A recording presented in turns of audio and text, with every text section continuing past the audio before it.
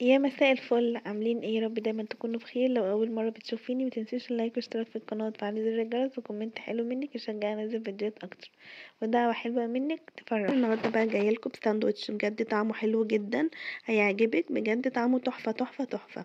اول حاجه جبت الخيار المخلل وهلبينه وقطعتهم قطع صغيره، وجبت العيش التورتيلا اللذيذ بتاعنا ده. اعملي بقى ميكس الصوصات ده بجد طعمه حلو جدا.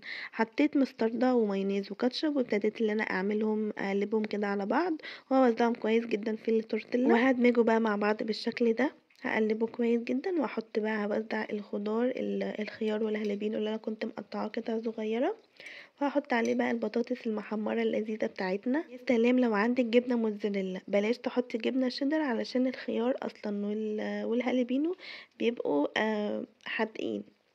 ويا سلام بقى لو حطيتي عليهم موتزاريلا وتشوحيهم بقى على الجريل كده، وبصي كلي احلى ساندوتش. اعمليه لاولادك وفرحيهم بدل ما تجيبيه من بره، على الاقل يكون انضف واحسن طبعا بكتير. الساندوتش ده بجد بيتباع غالي بره، اتحداكي اللي انت هتعمليه واحسن من بره كمان. وبس كده، باي باي.